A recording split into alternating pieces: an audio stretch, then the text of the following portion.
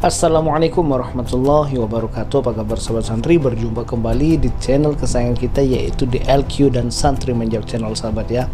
Semoga sahabat santri di sana dalam keadaan sehat walafiat, sahabat ya, dan tidak kurang dari apapun, sahabat. Dan juga semoga sahabat santri semuanya terlindungi dan dilindungi oleh Allah Subhanahu wa taala dari upaya-upaya pengkafiran, pemurtadan, kemungkaran dan kemunafikan yang telah diupayakan oleh umat sebelah, sahabat ya, yaitu misionaris Kristen, sahabat santri.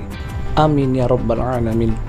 Baiklah sahabat santri, dalam video kali ini kita akan bereaksi satu buah video, sahabat ya, yang mana video kali ini ialah menampilkan seorang murtadin, sahabat santri ya, yang sangat hebat begitu.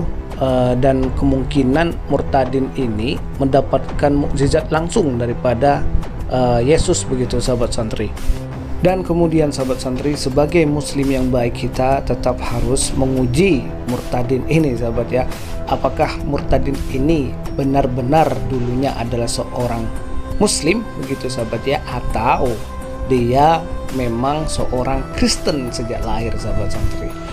Baiklah sahabat santri, marilah kita simak video satu ini. Silahkan sahabat. Ketika sarapan pun saya akhirnya bercakap sama Tuhan seperti biasa. Maksudnya bercakap seperti biasa, begitu saya bilang, Tuhan kayaknya aku mau deh kalau masuk ke gereja, tapi kalau aku sebelum ke gereja aku sudah dapat Alkitab gitu. Kenapa saya bilang seperti itu? Saya merasa saya butuh negosiasi dengan Tuhan gitu. Masih ada negosiasi dengan Tuhan karena gak mudah untuk saya beralih seperti tiba-tiba langsung ke gereja seperti itu. Pada suatu waktu di akhir tahun 2019 itu saya sempat berdoa di dalam gereja untuk Tuhan. Saya bilang sama Tuhan nih, Tuhan kalau misalkan Engkau kasih 1,5 tahun aja dan saya bisa kumlot untuk bisa menyelesaikan studi S2 saya, yang saya rasa itu berat buat saya, aku mau deh untuk dibaptis. Saya bilang begitu. Itulah proses negosiasi lagi dengan Tuhan gitu. Saya berjalan menyusuri jalan menuju ke kantor, kemudian tiba-tiba di belakang saya melihat sinar yang begitu bersilau-silau sekali. Sangat benar-benar menyinari, lebih menyinari daripada matahari ketika itu. Karena waktu itu terang, tapi dia lebih terang lagi. Kemudian saya datang. Saya bilang, itu sepertinya Tuhan. Saya datang kepada Tuhan. Saya duduk bersimpuh di bawah kaki Tuhan. Saya berusaha untuk lihat wajahnya, tapi nggak bisa. Karena silau sekali. Saya hanya bisa melihat pakaiannya yang berkilau-kilauan warna putih dan rambutnya yang emas itu gitu. Tapi wajahnya saya nggak bisa melihat. Saya terdiam dan tertunduk karena saya nggak bisa melihat wajahnya. Kemudian Tuhan bertanya sama saya, apa yang engkau inginkan anakku? Saya bilang sama Tuhan, Tuhan, aku cuma ingin engkau berkati aku dalam pekerjaanku. Saya bilang begitu. Tiba-tiba Tuhan tumpang tangan di atas kepala saya diberkati dalam pekerjaan saya. Kemudian setelah tumpang tangan, tiba-tiba banyak sekali roti terhambur. Kemudian Tuhan bilang untuk saya bisa memakannya satu persatu roti itu. Baiklah sahabat santri, kita sudah menyimak bersama-sama cuplikan video satu ini, sahabat ya. Dan dalam kesaksian murtadin ini sangat hebat begitu, sahabat ya. Kenapa begitu? Karena Tuhan yang mereka imani di dalam Kristen bagaikan seorang teman, sahabat. Bagaikan seorang teman. Jadi dia ini bercakap-cakap kepada Tuhan begitu katanya, sahabat ya. Dan juga dia meminta sesuatu sebelum ke gereja, katanya dia meminta Alkitab karena dia memerlukan negosiasi. Jadi dia bernegosiasi dengan Tuhannya. Gokil ya. Gokil sekali sahabat santri.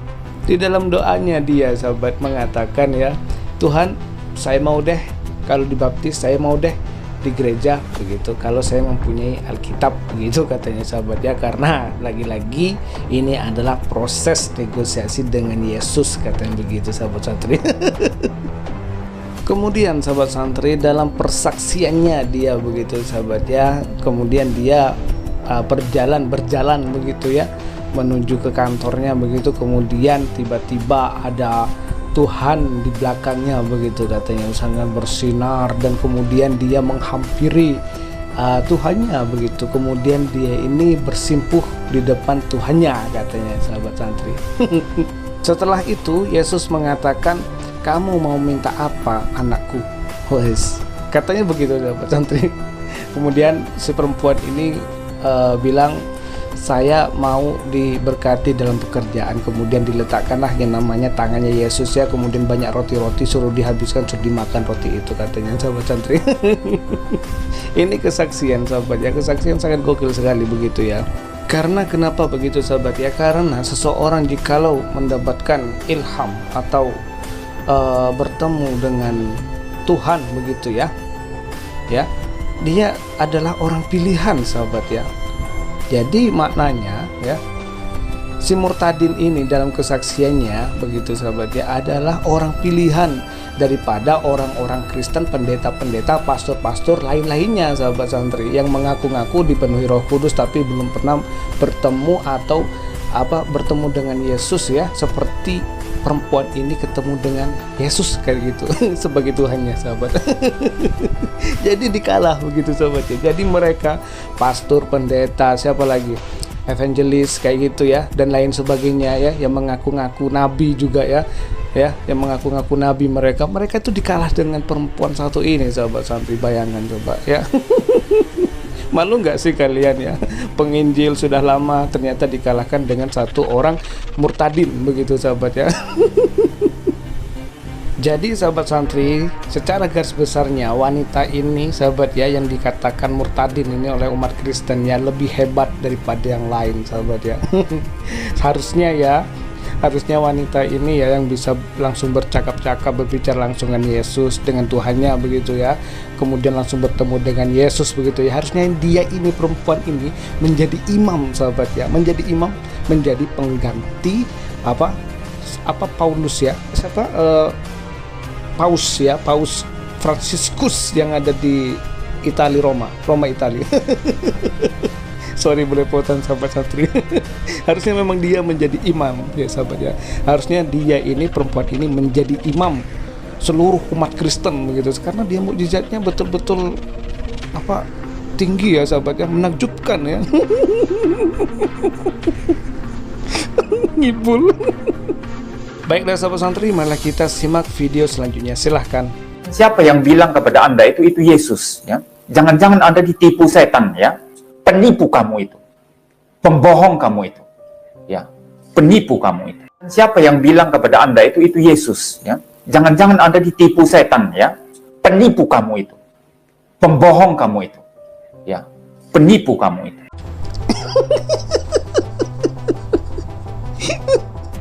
Kenapa ya? Kenapa sahabat pendeta Muriwali ini tidak terima ya?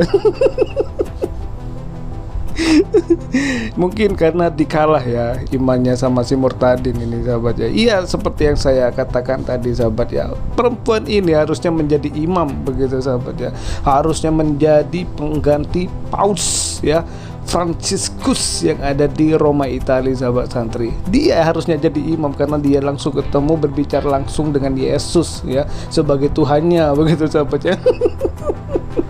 Coba lihat ya, coba lihat bagaimana pendeta Muriwali ya, dia ini marah begitu ya, marah minta ampun. Bagaimana mimiknya begitu sahabat ya. ya biarlah mereka bertengkar ya sahabat. Kristen sama Kristen kalau bertengkar kan lucu jadinya ya, rebut-rebutan mukjizat kayak gitu.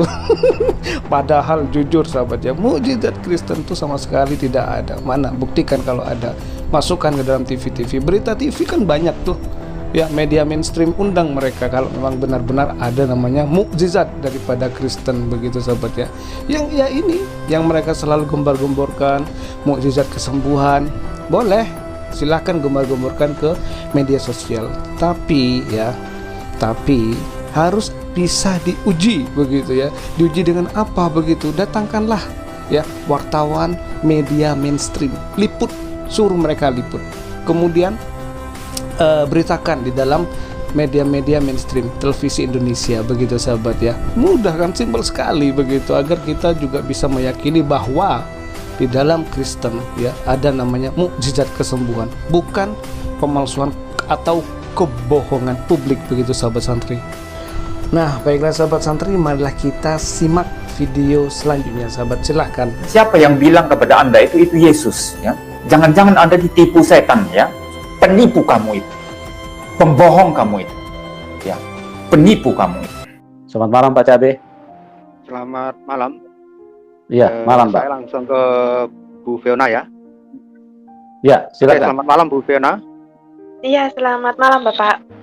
Ibu bercerita ketika sekitar Mei atau Juni 2019, pada waktu itu kebetulan puasa, Ibu kan mengatakan masih puasa atau orang tuanya membangunkan untuk sahur, Bu. Itu tadi. Ya, itu begini Pak. Jadi 2018 saya hijrah ke Jakarta ya.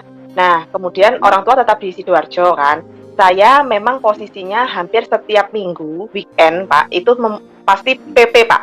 Pulang pergi untuk kuliah, karena saya melanjutkan kuliah S2 kan Pak. Saya sudah terlanjur mengambil sebelum saya dimutasi ke Jakarta, itu saya sudah mengambil S2, jadi saya harus menyelesaikannya, jadi tiap minggu saya bolak-balik. Nah, tapi ketika yang puasa itu, yang Bapak tanyakan itu, biasanya momennya adalah telepon mereka Pak, gitu. Jadi teleponnya itu di waktu pagi subuh, bangun sahur ya sekitar jam 3 ya, itu seperti itu. Kemudian malam pas waktu buka puasa itu mereka telepon, seperti itu sih gitu. Komunikasinya hanya melalui telepon untuk membangunkan. Cuma tadi agak bingung karena Ibu mengatakan yang membangunkan untuk segera makan sahur kan ibunya gitu. Apa ibunya ikut ke Jakarta gitu loh maksud saya? Tidak, karena saya tinggal di kos. Ketika ditanya Pak Ade tadi secara eksplisit, Ibu mengatakan dari NO ya Bu ya? N saja Pak. Ya, itu kalau di Sidoarjo tampaknya kalau NII nggak mungkin, tapi kalau N yang lain NO untuk Islam. Jadi saya simpulkan berarti Ibu dari NO. Nah, NO atau Nahdlatul Ulama itu identik sekali dengan sholawat. Ibu bisa sholawat Nariyah atau sholawat Jibril atau sholawat apa? Ya. Iya, kalau kami Pak dari keluarga inti kami kan tadi saya menyampaikan waktu Pak Kazi menanyakan ya, itu kalau memang dari keluarga mama seperti itu. Tapi kalau dari orang tua sendiri, dari saya kecil itu memang mereka sangat demokratis untuk agama Pak. Jadi memang kami saya dengan kakak tidak terlalu diikat yang harus begini harus begitu seperti itu Pak. Tapi seperti itu sih gitu. Jadi kami keinginan saya untuk waktu itu kayak belajar seperti itu ya, belajar mulai dari juz amma dan lain sebagainya, itu atas memang dorongan saya sendiri, karena memang orang tua dari saya kecil sampai saya besar pun sampai mereka pensiun, mereka memang sibuk dengan pekerjaan gitu sih Pak David. HP ulopet. Coba sebentar ya, nanti tak masuk dengan HP lain, HP ulopet. Mungkin satu pertanyaan lagi. Jadi untuk salawat sudah nggak bisa Ibu ya? Untuk iya, saya enggak, Pak. Oke. Kalau niat puasa bisa, Bu? Saya juga sudah enggak mengingatnya, Pak. Oke, Bu Aro, terima kasih. Sebetulnya belum selesai. Coba nanti saya tak masuk lagi. HP saya lobet, tak pakai HP yang lain, Bu. Terima kasih Pak Yusuf. Sebentar lagi mudah-mudahan saya bisa masuk lagi ini. Oke, selamat malam. Baiklah sahabat santri, kita sudah simak bersama-sama ya cuplikan yang ketiga begitu sahabat ya. Dan cuplikan yang ketiga ini adalah pengujian begitu sahabat ya, menguji apakah si murtadin ini benar-benar dulunya pernah Islam begitu sahabat santri ya. Dan seperti biasanya sahabat ya, sesuai dengan dugaan yang kemarin-kemarin begitu ya, dia tidak bisa melakukan apa yang diminta oleh penanya daripada muslim begitu sahabat ya, yaitu membacakan sholawat sahabat ya, karena katanya sih backgroundnya dia adalah dari NU di Sidoarjo begitu sahabat. Memang tidak ada N lain di Indonesia kecuali NU sahabat santri ya. Dan juga bapak penguji ini meminta si perempuan ini ya sahabat ya untuk membacakan doa doa niat puasa begitu, puasa Ramadan begitu sahabat ya. Dan lagi-lagi ditolaknya sahabat santri. Ini jelas sekali sahabat ya, jelas sekali ini sudah bahwa dia ini, perempuan ini adalah betul-betul dari lahir sudah Kristen sahabat ya. Coba kita memakai logika kita sahabat ya, logika akal sehat kita begitu sahabat santri. Dalam pengakuannya dia sahabat ya, dia murtad mulai dari tahun 2019 akhir begitu sahabat ya. Dan istilahnya kalau sekarang 2021 berarti sekitar 2 tahun yang lalu sahabat ya. Kemudian kalau dilihat dari postur tubuh, mimik wajah begitu ya, sepertinya dia ini apa ya, boleh nggak sih kita bilang tante-tante gitu, punya anak gitu, atau jangan deh ya, andai kata saja dah dia kan sudah S2 begitu sahabat ya, andai kata dia umur 27 tahun sekarang ya. Memang ini hayalan tingkat tinggi kalau dia berumur 27 tahun sahabat ya. Cuman kita kasih dispensasi lah sahabat santri ya. Jadi misalnya dia umur 27 tahun sahabat ya, 2 tahun yang lalu dia 25 tahun begitu. Jadi artinya pada saat umur 25 tahun dia murtad begitu sahabat ya. Jadi sejak kecil dia ini contoh sahabatnya sudah mempelajari tentang ilmu Al-Quran begitu sahabat. Kita sudah banyak sekali memberikan informasi kepada sahabat santri dan sahabat Kristen ya. Kalau sahabat santri yang muslim pasti sudah tahu lah begitu ya. Kita mempelajari ilmu agama yaitu membaca surat Al-Quran, belajar membaca Al-Quran mulai dari Iqra itu kalau di kampung ya itu mulai dari umur 2 tahun sahabat ya. Kalau di kota seperti Jakarta itu mulai dari 6 tahun begitu sahabat santri, tergantung orang tuanya sahabat ya. Dan contohlah dia ini hidupnya di Sidoarjo sahabat ya, Jawa Timur ya. Yang notabene Jawa Timur sahabat ya, ini agama Islamnya sangat kental sekali sahabat santri ya. Ya udah deh, kita kasih lagi lah dispensasi ya, dia belajar Al-Quran begitu ya mulai dari umur 7 tahun begitu sahabat. Contoh katanya dia kan mengatakan bahwa di dalam keluarganya itu banyak sekali demokrasi begitu ya, demokratis dalam memilih agama atau dalam mempelajari tentang agama begitu sahabat ya. Jadi pada usia 7 tahun dia sudah memulai untuk belajar ilmu Al-Quran begitu sahabat ya, mengawali dengan Iqra. Kemudian contohnya saja ya, dia sudah bisa membaca Al-Quran itu di umur 11 lah contoh begitu. Dan juga belajar sholat juga sudah bisa sampai umur 11 begitu ya, 11 tahun ya, SD kelas 6 begitu sahabat contohnya ya. Kemudian sahabat santri pada saat dia berusia 11 tahun menuju ke 25 tahun, artinya ini selisih 14 tahun sahabat ya. Jadi pada saat 14 tahun ini perjalanan menuju 25 dia sudah mempelajari agama Islam dengan baik sahabat santri ya. Dan pastinya sahabat santri, jika hanya sholawat nariyah begitu sahabat ya, dan doa puasa ya, puasa Ramadan begitu, itu sangat mudah bagi dia sahabat ya. Karena apa? Karena dia hidupnya itu di Sidoarjo sahabat santri, yang notabene itu memang kental sekali dengan agama Islam begitu sahabat ya. Jadi sahabat, mustahil kalau contohnya ya tahun 2019 kemarin, hanya 2 tahun kemarin, kemudian dia ini lupa begitu sahabat. Karena saya katakan lagi sahabat ya, mempelajari ilmu Al-Quran atau tentang ilmu agama Islam itu begitu sahabat, kita mempelajarinya begitu dengan ilmu sahabat ya, bukan dengan katanya harus doktrin ini dan itu, tidak. Kita mempelajarinya dengan ilmu sahabat ya. Dan ini saya ambilkan contoh saja sahabat ya. Contoh ini, dia ini murtad umur 20 tahun, kemudian dia sekarang adalah umur 40 tahun begitu sahabat ya. Dan kemudian dia ini kalau memang daripada murtadin betul-betul pernah Islam begitu sahabat ya, dalam melafalkan ya doa hanya doa sepele seperti doa niat puasa begitu sahabat ya, doa niat puasa begitu ya, itu sangat mudah dilakukan begitu sahabat, karena kita mempelajari atau orang Islam mempelajari itu ya, itu dengan ilmu sahabat santri, bukan dengan doktrin. Dengan ilmu sahabat ya. Dan pastinya ini membuktikan ya, dan ini memperlihatkan kepada kita bahwa perempuan ini bukanlah seorang murtadin sahabat ya, bukanlah seorang yang pernah Islam begitu dulunya sahabat, dan memang dia ini adalah seorang Kristen sejati sahabat santri. Karena bisa dibuktikan ketidakfahaman dia, ketidakbisaannya dia untuk membaca atau melafalkan doa puasa Ramadan itu anak kecil SD ya, SD kelas 1 gitu ya, itu sudah hafal ya, karena mereka ikut raweh, sholat raweh sahabat. Dan itu doa bulan puasa itu ya dilafalkan atau dibaca setelah sholat raweh sahabat santri. SD kelas 1, SD kelas 2 itu sudah di luar kepala bacaan doa itu sahabat ya. Sahabat santri tahu sendiri. Kalau sahabat Kristen memang tidak tahu, karena dia tidak berilmu. Alkitab saja dia tidak tahu apa isinya. Yang tahu hanya Yohanes 1 pasal 1, Yohanes 14 pasal 6 sampai Yohanes 14 ya, nomor 6 sampai 9, itu yang mereka tahu. Yang lain mereka sudah nggak tahu lagi. Masa bodoh, ikutin doktrin saja di gereja begitu.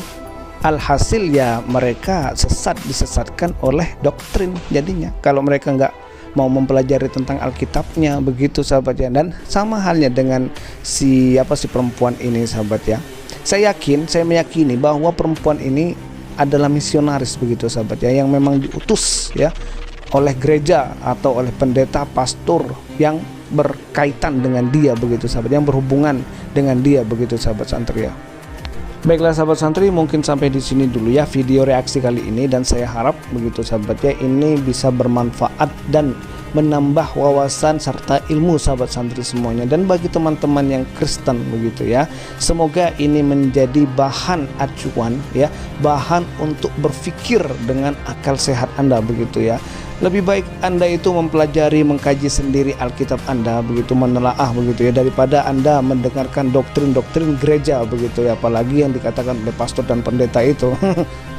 Buat apa kalian ini melakukan apa yang telah didoktrinkan, sedangkan di dalam Alkitab begitu bertentangan dengan apa yang mereka doktrinkan begitu sahabat ya.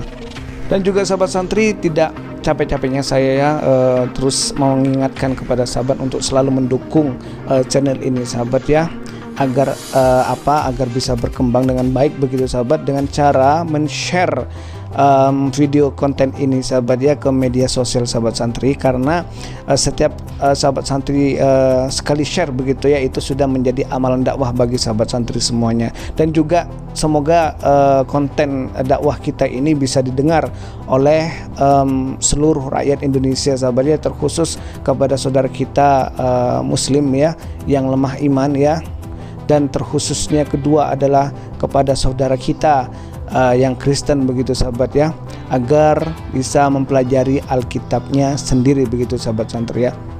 Baiklah sahabat santri, saya akhiri, wassalamualaikum warahmatullahi wabarakatuh.